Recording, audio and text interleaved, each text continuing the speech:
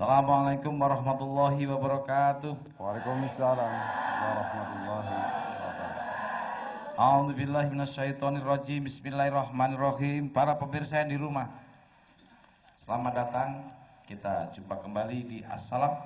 Apa itu As-Salam, Bu? Ayo sinau agama Islam.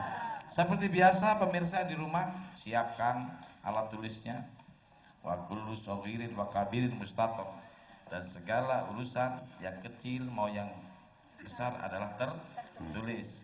Yang nulis saja lupa, apalagi yang tidak nulis. Pemirsa yang di rumah, siapkan penanya, tapi jangan lupa yang paling harus disiapkan penanya yang di studio. Sudah siap tulisannya?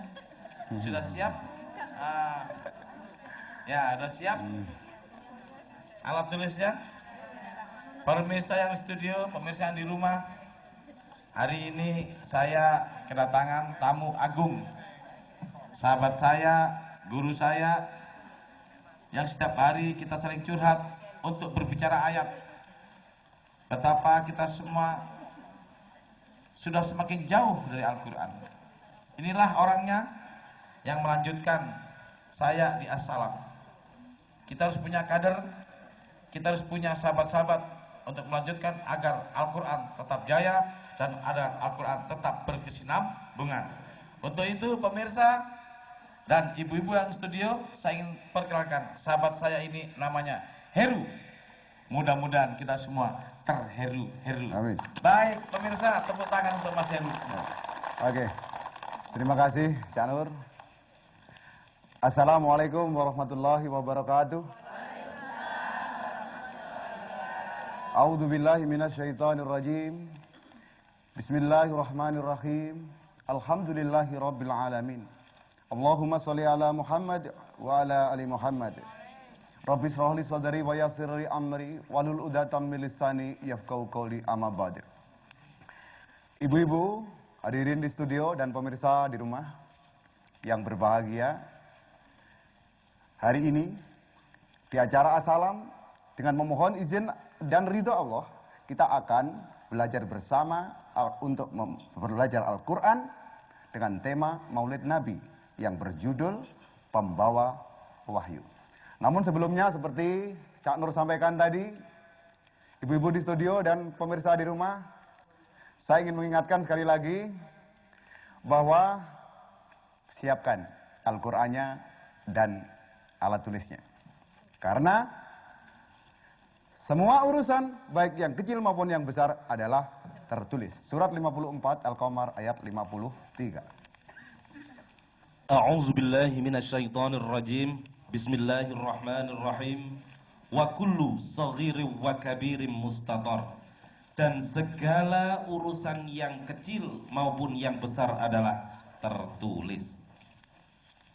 Ibu-ibu, saya yakin pemirsa di rumah sudah menyiapkan Al-Qur'annya dan alat tulisnya. Pada kesempatan ini saya didampingi oleh sahabat-sahabat saya, Cak Maskur Handoyo, operator, Cak Ayub Taufikur Rahman, Kori, dan saya didampingi Cak Nur beserta sahabat-sahabat yang lain. Dan juga ditemani oleh ibu-ibu dari beberapa majelis taklim. Yang pertama, Majelis Taklim PKK RW 5, Asrama Polri Kolombo Surabaya, pimpinan Ibu Hajah Sumadi. Yang mana? Assalamualaikum.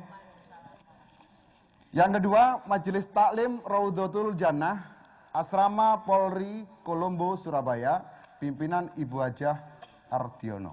Yang mana? Assalamualaikum, Bu. Yang ketiga, Majelis Taklim At-Tauhid Pondok Benowo Indah Surabaya, pimpinan Dr. Anda Hajah Nurul Husna. Yang mana? Oh, assalamualaikum, Bu. Yang keempat, Majelis Taklim An-Nisa Pondok Benowo Indah Surabaya, Salehah. Waalaikumsalam warahmatullahi wabarakatuh. Yang kelima, Majelis Taklim Nurjanah Rungkut Asri Surabaya, pimpinan Ibu Hajah Eris Wartikno. Waalaikumsalam warahmatullahi wabarakatuh.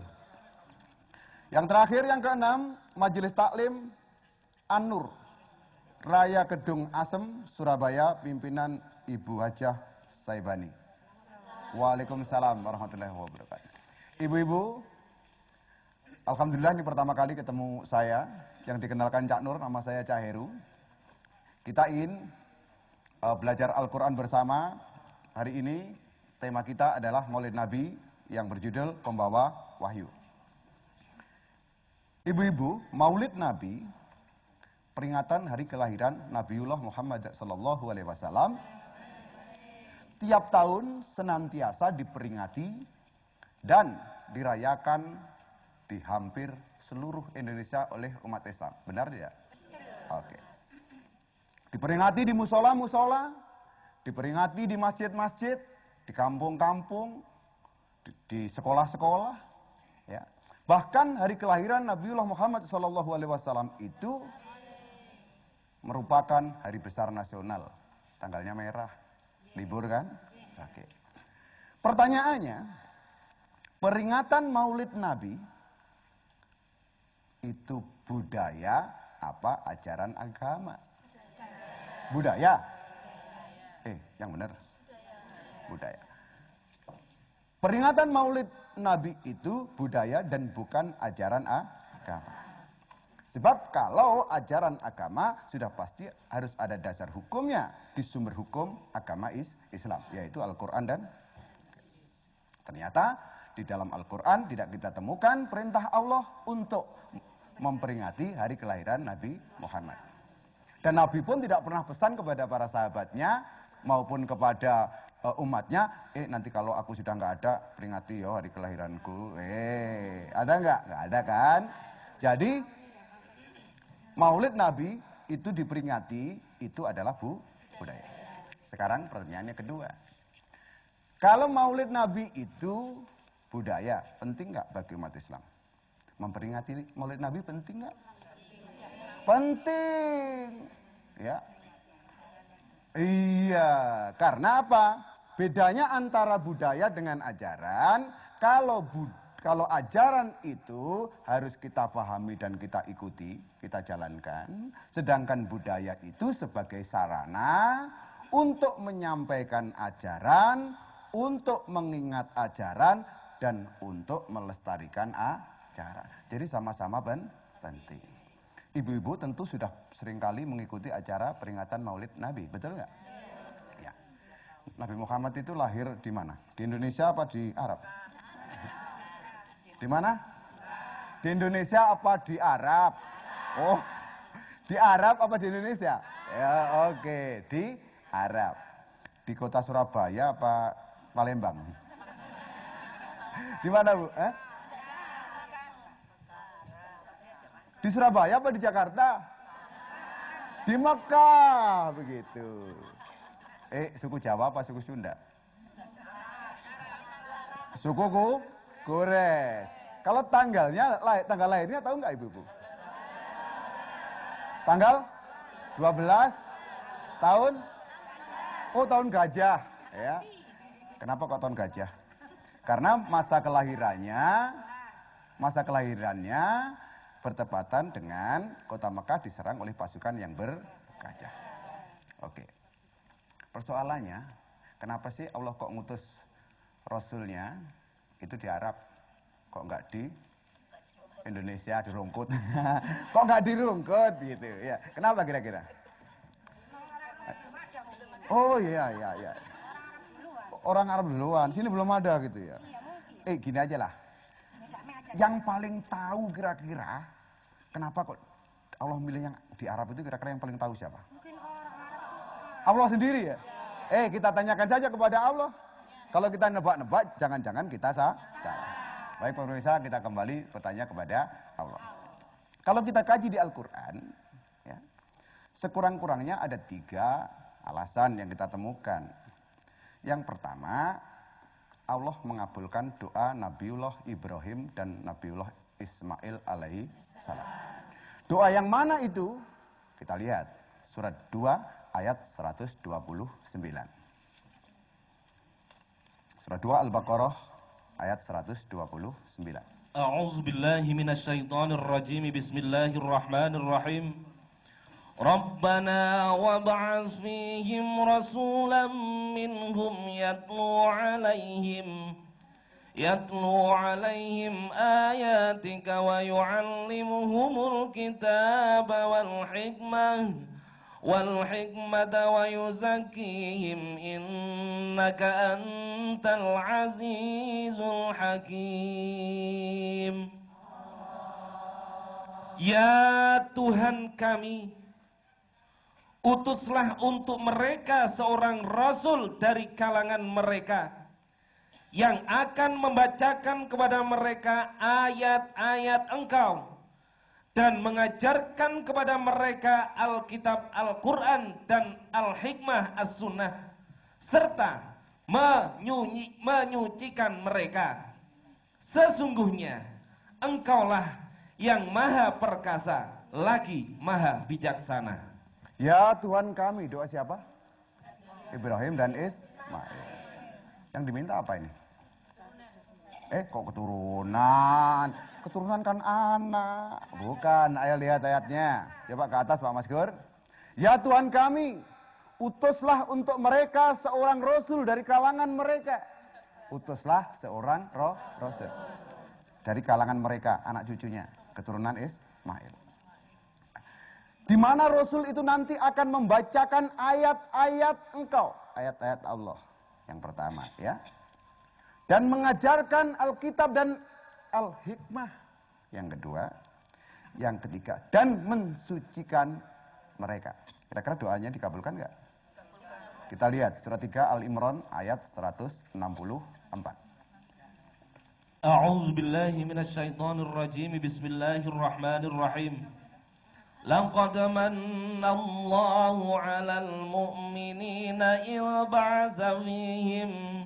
إذ بعث فيهم رسولا منهم يتلو عليهم آياته ويزكيهم ويعلمهم الكتاب والحكمة وإن كانوا من قبل لفي ضلال مبين.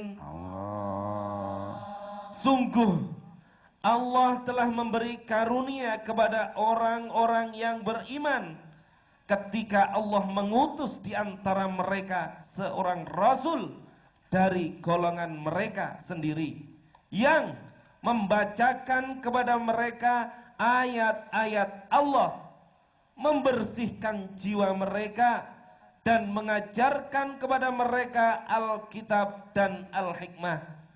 Dan sesungguhnya sebelum kedatangan Nabi itu, mereka adalah benar-benar dalam kesesatan yang nyata. Ibu-ibu, mari kita cocokkan ayat ini dengan ayat yang sebelumnya, yaitu doa Nabiullah Ibrahim dan Nabiullah Ismail alaihissalam.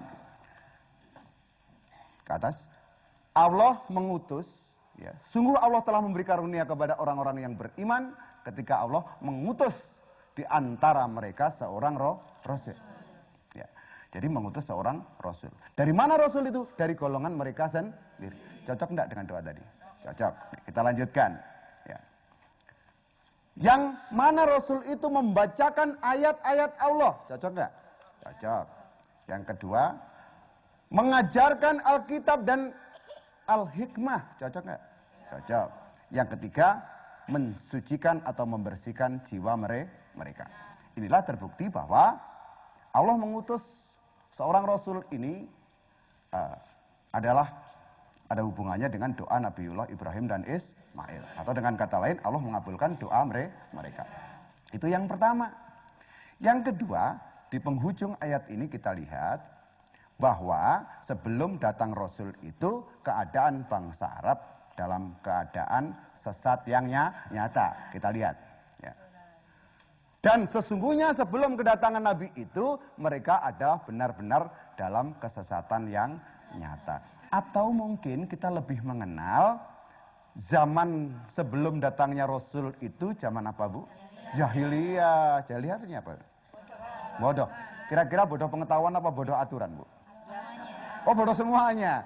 kalau bodoh pengetahuan, di sana juga banyak orang pinter-pinter loh. Ada yang menjadi pedagang internasional ya. Kira-kira bodoh aturan. Nah, sejauh mana sih bangsa Arab sebelum datangnya Rasul itu dikatakan sesat? Ya. Mereka kira-kira nyembah siapa? Berhala. Kita lihat surat 53 An-Najm ayat 19 sampai 22. Surat A'udzu 53. billahi minasyaitonir rajim. Afara'aitumul Lata wal Uzza? Maka apakah patut kamu, hai orang-orang musyrik, menganggap Al-Lata dan Al-Uzza? Wa manatas salisatal ukhra? Dan mana yang ketiga yang paling terkemudian sebagai anak perempuan Allah? Alakumuz zakaru walahul unsa? Apakah patut untuk kamu anak laki-laki dan untuk Allah anak perempuan? Tilka idang qismatun diza. Yang demikian itu tentulah suatu pembagian yang tidak adil. Ibu-ibu, ternyata bangsa Arab sebelum kedatangan Rasul tidak sekedar hanya menyembah berhala, tetapi juga menganggap bahwa berhala-berhala itu seperti tadi Al-Lata, Al-Uzza, dan Al-Manah sebagai anak perempuan Allah. Kurang ajar enggak nih? Mereka menganggap bahwa berhala-berhala itu anak perempuan Allah. Padahal mereka sendiri tidak suka dengan anak perempuan. Mereka itu kalau punya anak perempuan dianggapnya itu suatu yang hina. Sehingga pilihannya kalau punya anak perempuan itu harus dipelihara, tapi dengan terbebani kehinaan atau akan dibunuh hidup-hidup. Kok mengatakan patung anak perempuannya Allah gimana nih? Kita lihat ayatnya. Surat 16 ayat 58 dan 59. A'udzu billahi minasyaitonir rajim. Dan apabila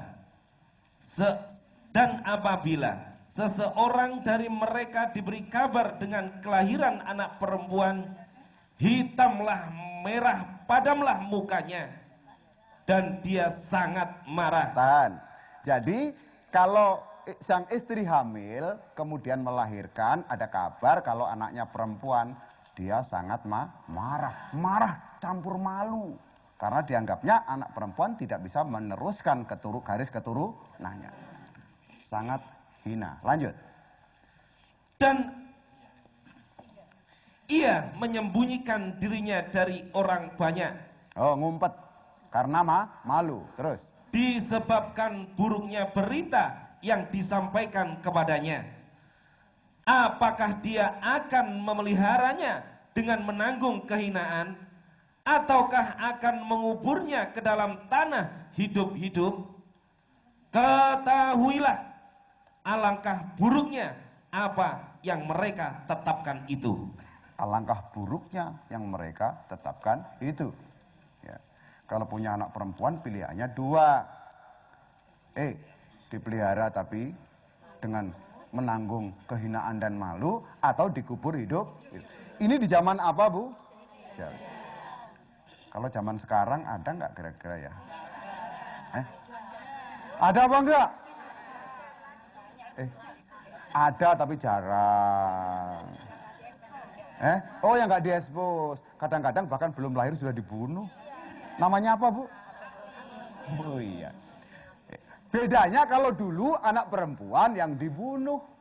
Kalau sekarang bukan anak perempuan, tapi anak di luar biasa. Di luar biasa. Siapa anak yang di luar biasa, ibu-ibu? Anak yang terjadi konsepsinya sebelum akad nikah. Mestinya, kecelakaan.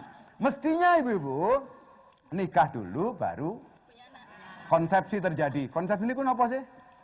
Bertemunya sel telur ya, ovum dan sperma. Oke. Mestinya nikah dulu kan?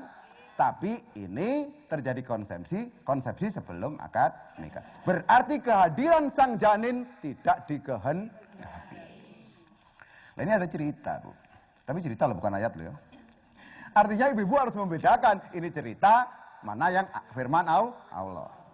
Ada orang itu yang mengadakan semacam pengamatan. Ternyata anak yang lahir ya di luar biasa itu tadi ya, itu bisa dikelompokkan menjadi 3 versi. Versi yang pertama versi manusia, tetap anak di luar biasa. Versi apa, Bu? Versi iya. Yang kedua anak di luar biasa versi merpati.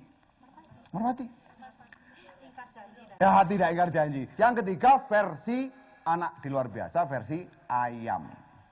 Artinya gini, Bu, katanya yang mengadakan pengamatan gitu ya. Jangan tertawa dulu lah. Tapi cerita loh, sekali lagi cerita loh ya. Nanti dikira dalil, bukan, ini cerita, ya. Anak di luar biasa tipe manusia itu gini. Cirinya ketika anak itu lahir sudah disambut oleh 2 orang ibu bapak yang sudah suami istri dengan nikah yang sah. Seandainya begini, di keluarga ada anak perempuan, tentu belum bersuami, tiba-tiba sepertinya kena mah. Kalau pagi mualu gitu. Kepingin buah yang tidak musim. Kok diobati, dibelikan obat-obat mah kok nggak sembuh-sembuh. Akhirnya diperiksakan, ternyata positif. Akhirnya positif. Lalu anak dirayu ditanya, ini dengan siapa gitu ya. Akhirnya ngaku. Bahkan ada di dalam cerita itu katakan dengan si A, maka orang tuanya mendatangi si A. Lu harus tanggung jawab. Tapi maaf loh, ini nggak hanya saya toh, ada B, ada C, ada D. Lotre.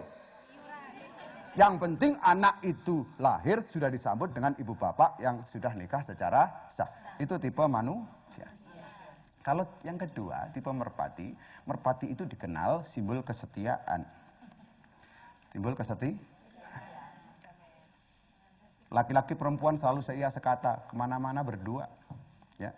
Sang betina pun ketika nelur, ngerem, ditunggui sang pejantan. Bahkan sang pejantan itu mencarikan makan. Ketika anak netes pun disambut oleh 2 orang tuanya. Iya, merpati kan netes. Oh ya, telurnya yang netes.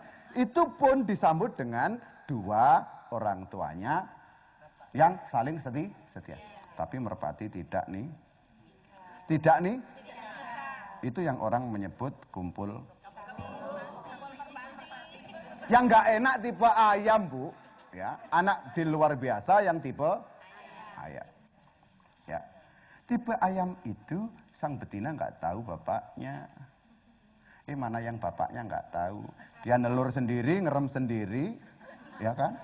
Nggak ada bapaknya. Makanya ayam itu katanya orang Jawa Timur sini, kalau bertelur selalu dia harap-harap cemas. Mengharapkan moga-moga mudah-mudahan ini nanti keluar mirip bapaknya. Ya ternyata begitu keluar diintip kok bunder putih, kok gak podo. Lalu dia berlari dengan kecewa. Gak cocok.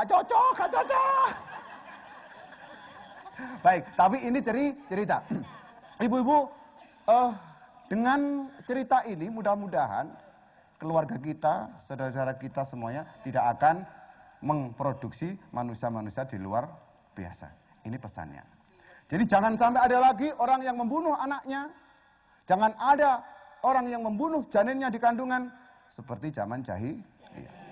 Jadi yang pertama tadi doa Nabi, terkabulnya doa Nabi Ibrahim dan Ismail. Yang kedua jahiliyah. Yang ketiga sekarang Allah menepati janjinya karena Allah pernah berfirman dan menyampaikan kepada umat sebelumnya di dalam kitab Taurat dan Injil bahwa nantinya akan mengutus seorang utusan. Di surat 7 ayat 157. A'udzu billahi minasyaitonir rajim.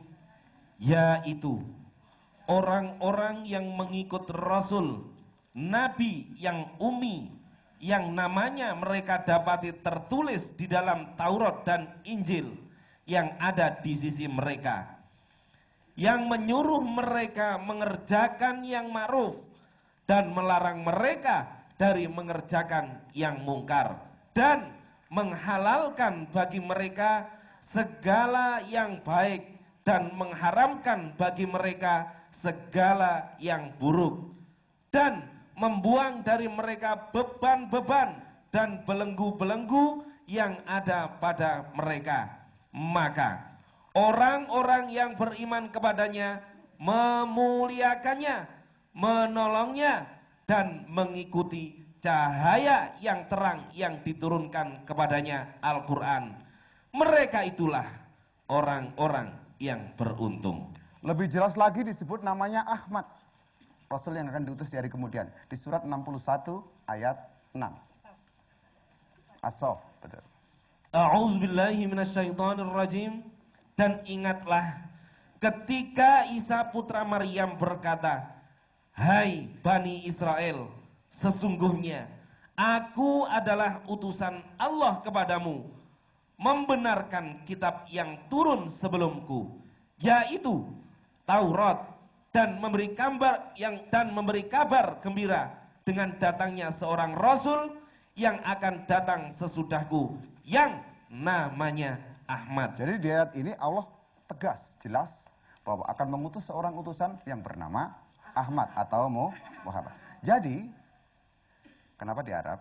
Setidaknya kita temukan yang pertama, Allah mengabulkan doa Nabi Ibrahim dan Ismail. Yang kedua, sebelum kedatangan Rasul, masyarakat Arab waktu itu dalam keadaan jahiliyah. Dan yang ketiga, Allah menepati janjinya akan mengutus seorang utusan.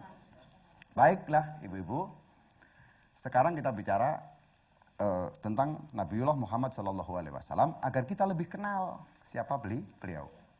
Menurut ibu-ibu, Muhammad itu siapa? Utusan Allah, apalagi? Rasul, apalagi? Nabi, terus? Manusia pilihan. Oh, punya kelebihan banyak, anaknya, suaminya. Jadi kalau pertanyaan ini terbuka para pemirsa, ternyata jawabannya banyak dan kemungkinannya benar semua. Sekarang agar lebih fokus, kita bertanya kepada Allah. Di antaranya Allah menjelaskan di beberapa tempat. Kita lihat saja. Di antaranya Allah menjelaskan di surat 33 ayat 40. Kita lihat. A'udzu billahi minasyaitonir rajim. Bismillahirrahmanirrahim.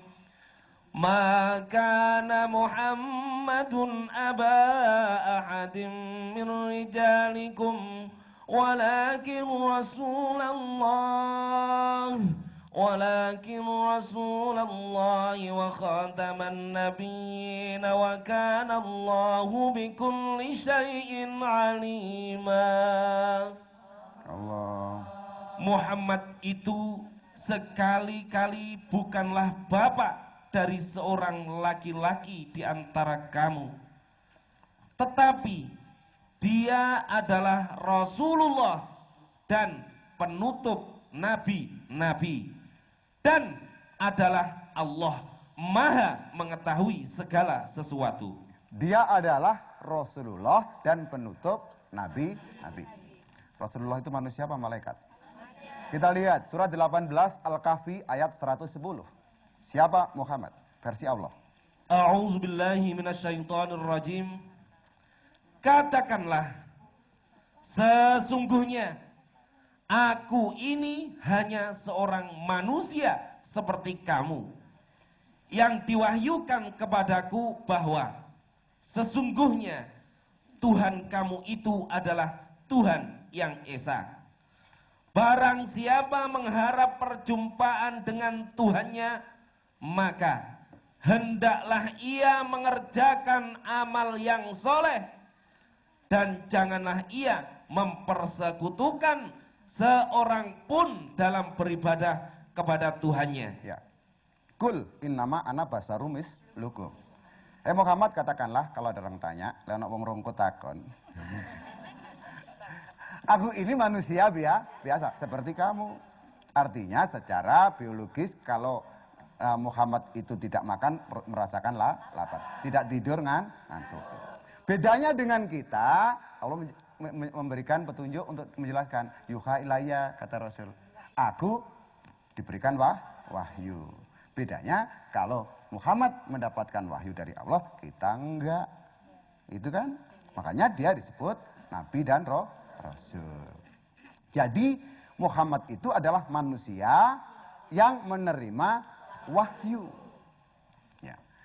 Pada saat beliau masih hidup, ya, tentu wahyunya dibawa beliau, ya, dijelaskan beliau, disampaikan beliau. Ya. Sekarang Rasulullah sudah wafat kan? Sekarang wahyunya kumpulnya di mana? Di mana wahyunya? Wahyunya di mana, Bu? Apa benar wahyunya ada di Al-Quran? Kalau begitu Al-Quran itu wahyu dong? Yang benar. Kita buktikan surat 69 ayat 40 sampai 43. Apa benar Quran itu kumpulan wahyu? A'udzubillahi minasyaitonirrajim. Sesungguhnya Al-Quran itu adalah benar-benar wahyu Allah yang diturunkan kepada Rasul yang mulia. Bagaimana?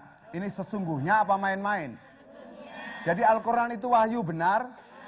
Wahyu apa kumpulan syair? Lihat ayat lanjutnya. Dan Al-Quran itu bukanlah perkataan seorang penyair. Sedikit sekali kamu beriman kepadanya. Kalau Al-Quran itu wahyu, haruslah dipelajari, dipahami, dilaksanakan, disiarkan, dilestarikan, kan gitu tuh, harus diikuti kan. Tapi kalau syair, ya cukup dibaca, isinya diikuti tidak diikuti karena masalah. Soalnya ada orang yang penyair hebat, isinya tapi kurang baik, itu kan kalau syair. Ya. Katakanlah kapal selam, kapal api, kapal udara, kapal selam pakai kitiran. Bukan family, bukan saudara, siang dan malam jadi pikiran. Bisa-bisa, ya kan? Bagaimana? Al-Quran itu wahyu apa? Syair? Sedikit apa banyak yang meyakini, yang mengimani bahwa Al-Quran itu wahyu? Pak Ayub dibaca yang ujung. Gimana bacanya? Dan Al-Quran itu bukanlah perkataan seorang penyair. Sedikit sekali. Sedikit sekali yang beriman kepadanya. Jadi ibu yakin kalau Al-Quran itu wahyu? Bukan syair? Jangan-jangan mantra. Kita lihat ayat berikutnya. Dan bukan pula perkataan tukang tenung. Perkataan tukang tenung namanya apa, Bu? Mantra. Terus? Sedikit sekali kamu mengambil pelajaran daripadanya. Kalau Al-Quran itu wahyu dari Allah diturunkan kepada Rasulnya yang mulia Muhammad SAW, pelajari dong. Banyak apa sedikit yang mau pelajari? Sedikit. Kalau Muhammad itu manusia biasa seperti kita yang menerima wahyu, ya, wahyunya terkumpul ada di Al-Quran. Menurut ibu-ibu berani nggak Rasul itu ganti wahyu? Ngerubah? Nambah-nambahi? Ngurang-ngurangi? Lanjut ayatnya, 69 ayat 44. Ya, 43 boleh dibaca terus. Seandainya ia adalah wahyu. Ia adalah wahyu yang diturunkan dari Tuhan semesta alam. Lanjut. Seandainya dia Muhammad mengada-adakan sebagian perkataan atas nama kami. Sebentar, seandainya apa betulan ini? Seandainya sudah terjadi apa belum? Belum. Oke, lanjut ayatnya. Niscaya benar-benar kami pegang dia pada tangan kanannya. Akan aku hukum dia. Terus lanjut. Kemudian benar-benar kami potong urat tali jantungnya. Siapa yang diancam mau dipotong urat jantungnya? Nabi Muhammad tahu nggak ayat ini? Tahu apa enggak? Ya tahu, wong turunnya ayat ke dia. Tahu kan? Ya. Kalau memang Muhammad Shallallahu Alaihi Wasallam berani merubah, menambah, mengurangi, apalagi mengganti, pasti akan dipotong jantungnya. Dan tidak ada orang yang bisa menghalang-halangi. Ayat berikutnya 47. Maka sekali-kali tidak ada seorang pun dari kamu yang dapat menghalangi kami dari pemotongan urat nadi itu. Baik. Jadi Nabi Muhammad tidak berani mengubah atau menambah, mengurangi, apalagi mengganti. Jadi Muhammad tadi itu adalah Rasulullah dan penutup Nabi. Manusia biasa yang menerima wahyunya terkumpul di.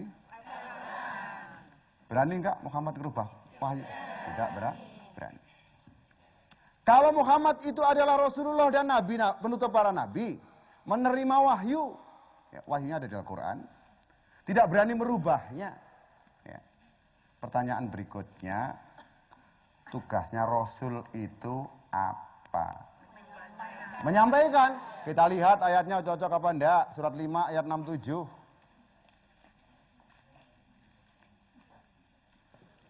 A'udzubillahi minasyaitonirrajim. Hai Rasul, sampaikanlah apa yang diturunkan kepadamu dari Tuhanmu. Dan jika tidak kamu kerjakan apa yang diperintahkan itu, berarti kamu tidak menyampaikan amanatnya. Allah memelihara kamu dari gangguan manusia. Sesungguhnya Allah tidak memberi petunjuk kepada orang-orang yang kafir. Jadi tugasnya Rasul apa? Menyampaikan. Menyampaikan apa? Wahyu. Kalau tidak menyampaikan wahyu berarti tidak menyampaikan amanat dari Allah. Kan begitu, Bu. Ya. Rasul itu, ya, Muhammad itu adalah Rasulullah dan penutup.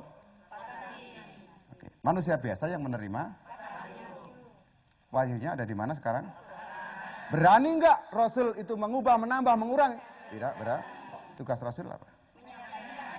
Kalau tugas Rasul itu menyampaikan wahyu, maka ucapannya Rasul, apa yang disampaikan Rasul, wahyu apa menurut hawa nafsunya? Kita lihat 53 An-Najm ayat 1 sampai 4. A'udzubillahi minasyaitonirrajim. Demi bintang ketika terbenam. Lanjut. Kawanmu Muhammad tidak sesat dan tidak pula keliru. Dan tiadalah yang diucapkannya itu Al-Quran menurut kemauan hawa nafsunya. Iya. Satu lagi. Ucapannya itu tiada lain hanyalah wahyu yang diwahyukan kepadanya. Jadi ibu-ibu, para pemirsa, yang disampaikan, yang diucapkan oleh Rasul itu adalah wahyu. Baik, nanti kita akan lanjut, tapi sekarang kita lihat yang mau lewat berikut ini. Oke.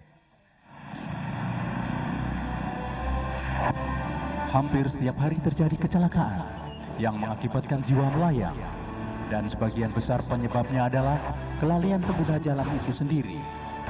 Sekecil apapun, kecelakaan akan menimbulkan trauma yang mendalam.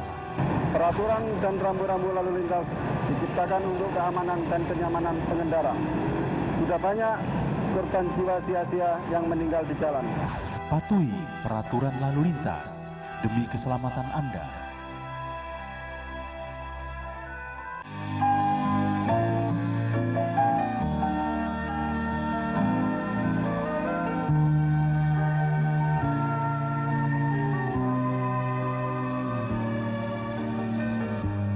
Pemirsa TVRI Jawa Timur dimanapun Anda berada, dan ibu-ibu di studio, alhamdulillahirrabbilalamin, petang hari ini kita dipertemukan lagi oleh Allah lewat acara Assalam Ayum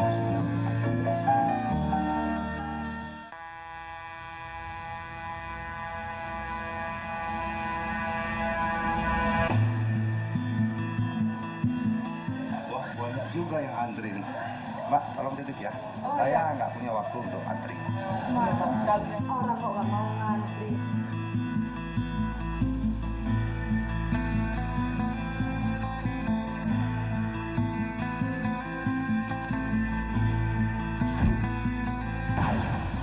Ingat, bangsa yang maju karena sikap disiplin masyarakatnya.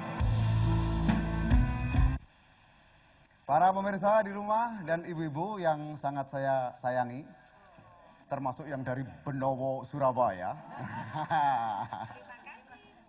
Kita ingat kembali tadi bahwa Muhammad itu adalah Rasulullah dan penutup. Ya, Muhammad itu manusia biasa yang menerima wahyu. Wahyunya sekarang ada di mana? Berani nggak Muhammad itu mengubah wahyunya? Tidak berani.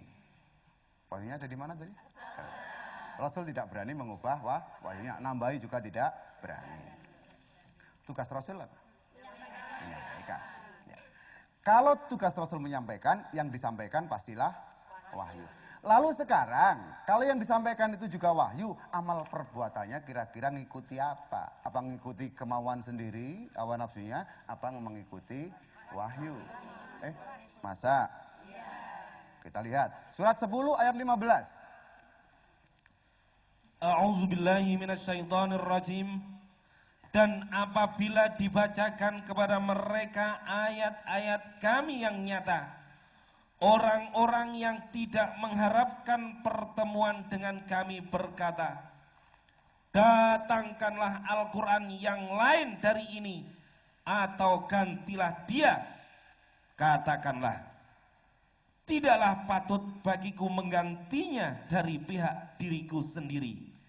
Aku tidak mengikut kecuali apa yang diwahyukan kepadaku. Kata Rasul, aku tidak mengikut kecuali apa yang diwahyukan kepadaku. Jadi Rasul amal perbuatannya ngikuti apa? Ya, hanya saja ketika Rasul menyampaikan ayat-ayat Allah, menyampaikan wahyu, ada loh orang yang ngatain, Mat mau diganti tuh ayatnya nggak cocok tuh. Gua ini pelit, ayatmu itu kok suruh sedekah terus. Gua ini takut ke neraka, ngapain sih ayatmu kok ada neraka-neraka, mau gak usah ada neraka. Siapa mereka? Mereka adalah orang-orang yang tidak menginginkan perjumpaan dengan Tuhannya. Tidak ingin berjumpa dengan Tuhannya. Sehingga mereka menolak kebenaran karena tidak cocok dengan perilakunya. Tapi Nabi Muhammad mengikuti apa tadi? Wahyu. Tambah lagi. Surat 650. Surat 6 ayat 50. A'udzubillahi minasyaitonirrajim. Katakanlah, aku tidak mengatakan kepadamu bahwa perbendaharaan Allah ada padaku, dan tidak pula aku mengetahui yang gaib, dan tidak pula aku mengatakan kepadamu bahwa aku seorang malaikat. Aku tidak mengikuti kecuali apa yang diwahyukan kepadaku. Aku tidak mengikuti kecuali apa yang diwahyukan kepada. Jadi Muhammad ngikut apa? Ngikut wahyu. Tambah lagi, Maskur 46 ayat 9. Ya. A'udzubillahi minasyaitonirrajim. Katakanlah, aku bukanlah Rasul yang pertama di antara Rasul-Rasul, dan aku tidak mengetahui apa yang akan diperbuat terhadapku dan tidak pula terhadapmu. Aku tidak lain hanyalah mengikuti apa yang diwahyukan kepadaku. Ya. Aku tidak mengikuti kecuali apa yang diwahyukan kepadaku. Kalau Rasul tadi itu tugasnya menyampaikan wahyu, ya kan? Kemudian percakapannya juga wahyu, amal perbuatannya wahyu. Wahyunya tadi kumpul di mana? Di Al-Quran. Sekarang pertanyaannya, fungsi wahyu yang sekarang ada di Al-Quran itu untuk apa? Nah, untuk apa, Bu? Petunjuk. Petunjuk bagi orang Islam apa orang Arab? Oh, semua manusia. Baik, kita lihat surat 2 ayat 185. Surat 2 Al-Baqarah ayat 185. A'udzubillahi minasyaitonirrajim.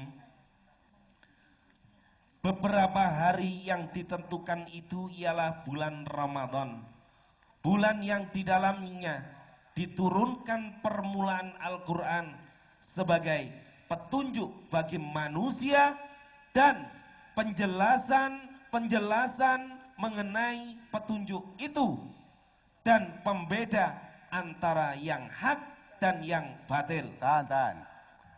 Fungsi Al-Quran itu sebagai petunjuk bagi manusia apa? Bagi orang Islam?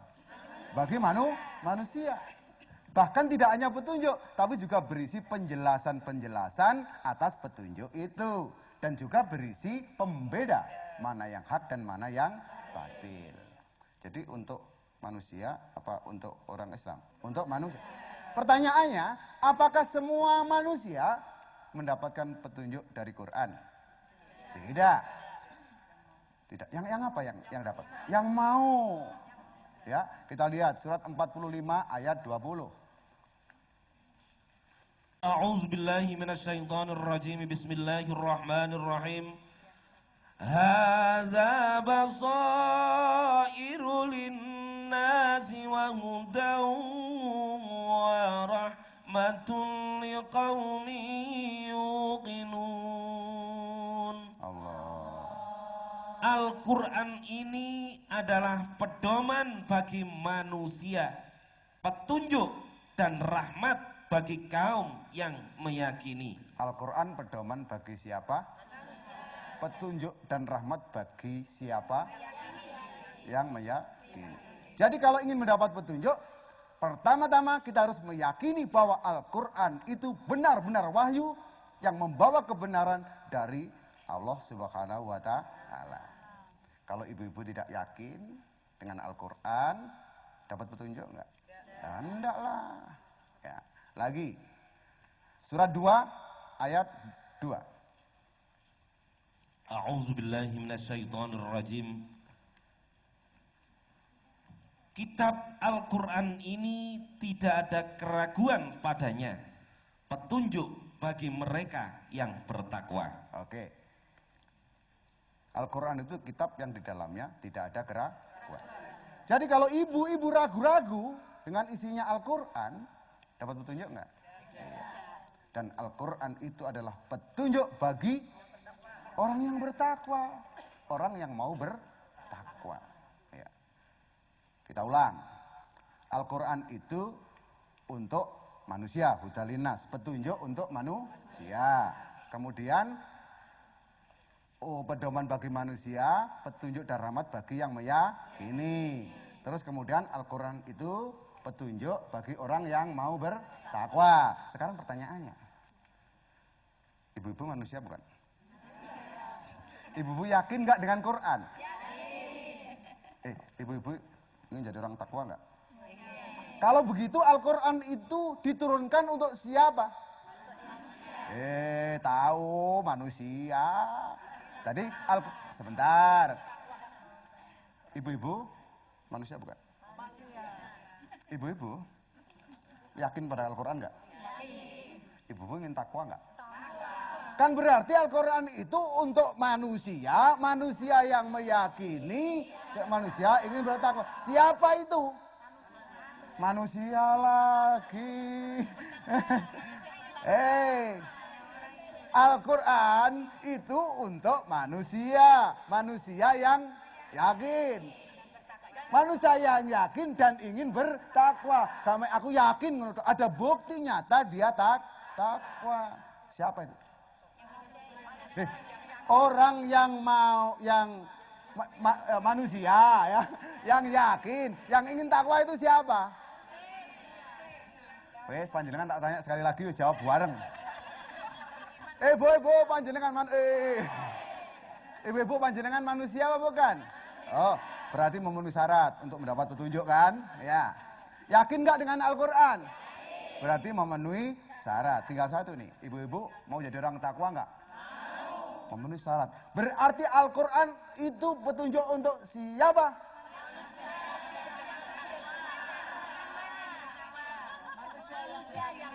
Nah, iya, sampean manusia bukan? Manusia kan? Yakin kan? Terus ingat takwa. Berarti untuk siapa? Untuk siapa? Untuk siapa? Iya, untuk siapa? Untuk saya, berani yang gitu. Kalau semua ini mengatakan untuk saya, berarti memang untuk semuanya. Yang berani mengatakan saya, sebab orang yang berani membuat pernyataan Al-Quran itu petunjuk untuk saya, maka saya akan membacanya, akan mempelajarinya, kemudian akan memahaminya, akan melaksanakan atau mengamalkannya, akan mensiarkannya, dan akan melestarikannya. Kan gitu. Jadi petunjuk untuk siapa? Saya. Top. Oke. Ya benar gitu ya. Oke. Jelas ya Bu ya? Oke. Kalau Al-Quran itu petunjuk untuk manusia, manusia yang meyakini dan manusia yang bertakwa, ya. Oke, sekarang pertanyaan selanjutnya, ya. Petunjuknya itu petunjuk untuk apa? Bukan. Kadung seneng saya terus. Baik, sebelum itu Bapak Ibu, tadi ya, untuk manusia yang meyakini dan manusia yang takwa. Sebenarnya ajaran Rasulullah itu adalah takwa. Oleh karena itu, Rasulullah itu disebut manusia yang paling mulia. Ya. Ajarannya takwa. Kita lihat di surat 2 ayat 21. Ya. Sebelum nanti kita bicara petunjuknya untuk apa, oke? 2:21. A'udzu billahi minasyaitonir rajim. Bismillahirrahmanirrahim. Ya ayyuhan nasu ubudu rabbakumul ladzi khalaqakum walladzina min qablikum la'allakum tattaqun. Hai manusia. Tahan, ini kalau Nabi Muhammad begitu. Biasanya Nabi sebelumnya, hai kaumku gitu. Ini hai manusia berarti Muhammad. Selanjutnya. Hai manusia, sembahlah Tuhanmu yang telah menciptakanmu dan orang-orang yang sebelummu agar kamu bertakwa. Agar kamu bertakwa. Kalau disebut Muhammad itu adalah manusia yang paling mulia, menurut Al-Quran, manusia yang paling mulia di sisi Allah itu manusia yang kayak apa? Yang takwa. Surat 49 ayat 13. A'udzu billahi minasyaitonir rajim. Hai manusia, sesungguhnya kami menciptakan kamu dari seorang laki-laki dan seorang perempuan dan menjadikan kamu berbangsa-bangsa dan bersuku-suku supaya kamu saling kenal mengenal.